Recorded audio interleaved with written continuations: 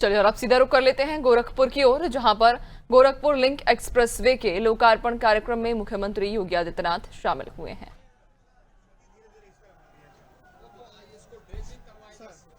और ये पुल पे, ये सड़क पे खड़े थे, इस तरह कटान हो गया। सड़क यहाँ है सर, ये कट के गिर रहा था सर। ये पुल है सर, ये गिर रहा था सर कट के। तो ये तस्वीरें आप देख रहे हैं गोरखपुर से, जहां पर मुख्यमंत्री योगी आदित्यनाथ दरअसल गोरखपुर लिंक एक्सप्रेसवे के लोकार्पण कार्यक्रम में पहुंचे हैं और कुछ ही देर बाद अब वे लोकार्पण करेंगे, बड़ी सौगात देंगे। लेकिन उसके पहले वो निरीक्षण कर रहे हैं गोरखपुर लिंक एक्सप्रेसवे के बारे में जानकारी लेते हुए, और जो वहां के संबंधित जिम्मेदार हैं वो उन्हें उस एक्सप्रेसवे के बारे में सभी जानकारियां दे रहे हैं। लगभग कितने किलोमीटर लंबा ये एक्सप्रेसवे है, किन मार्गों को ये एक्सप्रेसवे जोड़ता है और इससे कितना फायदा होगा, यातायात कितना सुगम होगा, तमाम बारीकियों को वो समझाते हुए। और मुख्यमंत्री पहले वहां पर जो मौजूद अधिकारी हैं, जो कर्मचारी हैं, उनका अभिवादन स्वीकार करते हुए अंदर पहुंचे कार्यक्रम स्थल पर, जहां जिम्मेदार उन्हें उस एक्सप्रेसवे के बारे में जानकारी दे रहे हैं कि कितनी लागत से बना, लगभग कितना समय का इसमें बचाव होगा, लोगों को कितनी सुविधा होगी और ये एक्सप्रेसवे किन मार्गों को जोड़ेगा। तो आपको बताते चलें 7,283 करोड़ रुपए की जो लागत है उससे एक्सप्रेसवे तैयार हुआ है और इस एक्सप्रेसवे के बनने से यातायात अब और सुगम होगा, लोगों का समय भी बचेगा और ऐसे में उन्हें अब यातायात करने में और सुगमता भी होगी।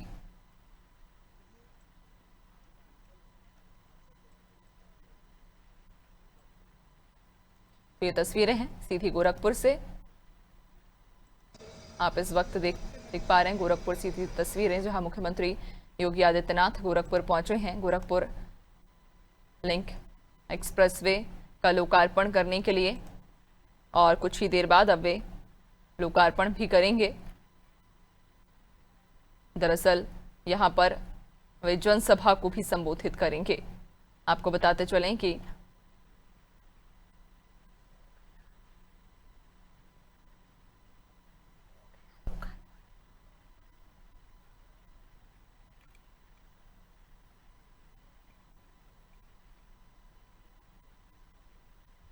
तो आपको बताते चलें कि गोरखपुर से ये तस्वीरें हैं, जहां पर मुख्यमंत्री योगी आदित्यनाथ उस एक्सप्रेसवे का निरीक्षण भी करते हुए, उसके बारे में जानकारी भी लेते हुए कि लगभग इस एक्सप्रेसवे से कितना फायदा होगा। इस गोरखपुर लिंक एक्सप्रेसवे की यदि खासियत की बात करें तो आपको बताते चलें कि लगभग 5 साल और 4 महीने में यह एक्सप्रेसवे बनकर तैयार हुआ है। 10 फरवरी 2020 को इसका काम शुरू हुआ था। 4 लेन ये एक्सप्रेसवे है, जिसकी वजह से यातायात सुगम होगा। इस पूरे एक्सप्रेसवे पर 9 टोल प्लाजा हैं, 9 चढ़ने उतरने के लिए रैंप भी बनाए गए हैं, 2 जन सुविधा परिसर हैं, इसके अलावा 2 टॉयलेट ब्लॉक हैं, 7 फ्लाईओवर, 8 बड़े पुल, 14 छोटे पुल हैं और 49 पैदल अंडरपास, 55 छोटे वाहन अंडरपास हैं, 20 वाहन अंडरपास हैं और 1 वाहन ओवरपास है। तो आपको बता दें कि गोरखपुर लिंक एक्सप्रेसवे दरअसल 4 जिले गोरखपुर, संत कबीर नगर, अंबेडकर नगर और आजमगढ़ को जोड़ेगा। यह एक्सप्रेसवे गोरखपुर के जैतपुर से शुरू होकर आजमगढ़ के सलारपुर तक जाएगा। इस 4 लेन एक्सप्रेसवे का निर्माण जो है वो 10 फरवरी 2020 को शुरू हुआ था और 5 साल 4 महीने में यह एक्सप्रेसवे बनकर तैयार हो गया है।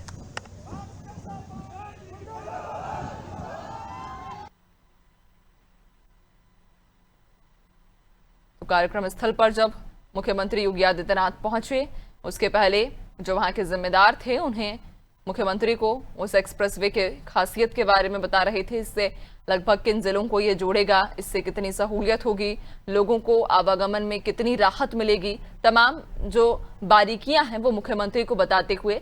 और ये काफिला जब मुख्यमंत्री का कार्यक्रम स्थल पर पहुंचा था, जहां पर लोगों ने उनका अभिवादन किया था, स्वागत किया था, जिसके बाद कार्यक्रम स्थल पर जब वे अंदर गए तो तस्वीरों के माध्यम से उस एक्सप्रेसवे की खासियत योगी आदित्यनाथ को, सीएम को बताई गई।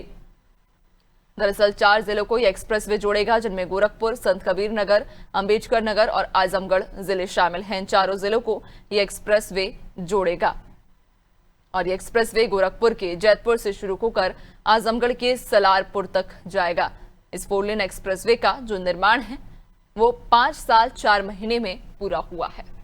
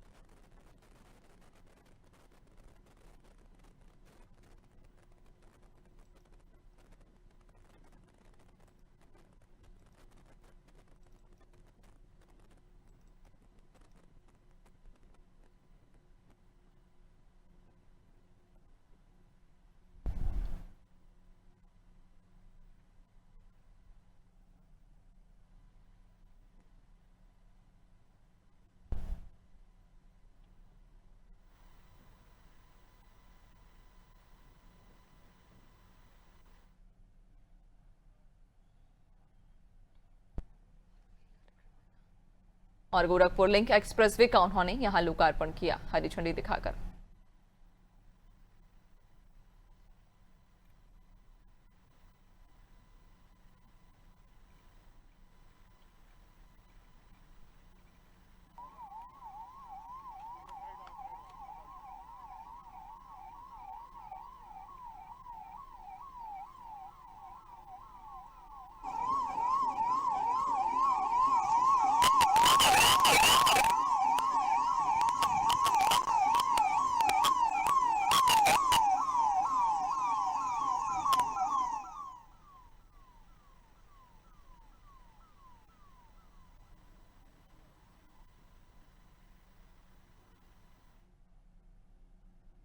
रूप से मिल रहा है, लेकिन परोक्ष रूप से पूरा पूर्वी उत्तर प्रदेश इस कनेक्टिविटी का लाभ लेगा।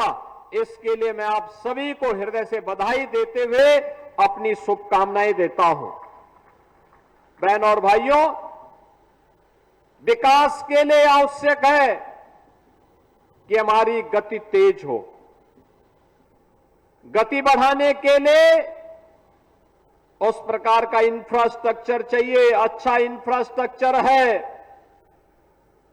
तो गति बढ़ेगी, गति बढ़ेगी तो प्रगति होगी, और प्रगति होगी तो समृद्धि अपने आप ही आएगी।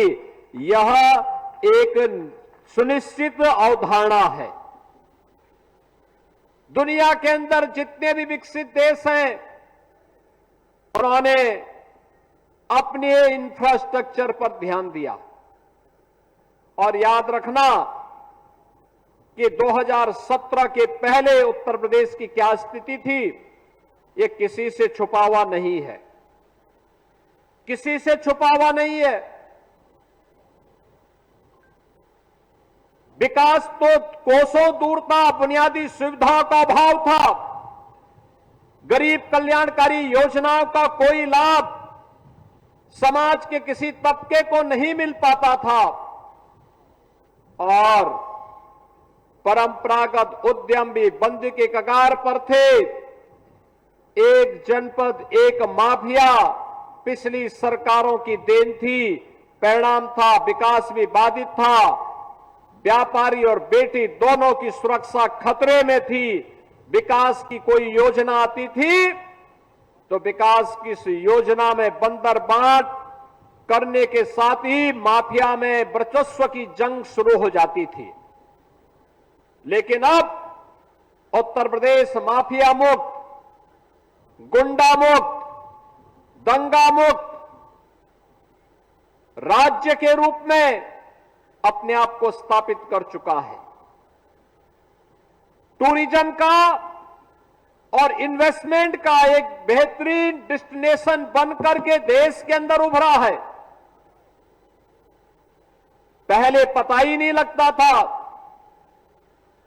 सड़क में गड्ढा है या गड्ढा में सड़क है, इसका पता ही नहीं रहता था। लेकिन अब एक्सप्रेसवे का जाल पूरे प्रदेश को एक नई अर्थव्यवस्था के रूप में स्थापित कर रहा है। और बहनों और भाइयों, ये इंफ्रास्ट्रक्चर पर जो हमने ध्यान दिया, ये इंफ्रास्ट्रक्चर पर ध्यान देने का परिणाम था कि बीमारू राज्य से उभर करके उत्तर प्रदेश अब भारत के एक इमर्जिंग स्टेट के रूप में, एक ग्रोथ इंजन के रूप में अपने आप को स्थापित करते हुए देश की अग्रणी अर्थव्यवस्था के रूप में आगे बढ़ चुका है। अब आपके सामने पहचान का संकट नहीं है, पहचान का संकट नहीं है। अभी आपने 5 दिन पहले लखनऊ में देखा होगा, माननीय गृह मंत्री जी आए थे।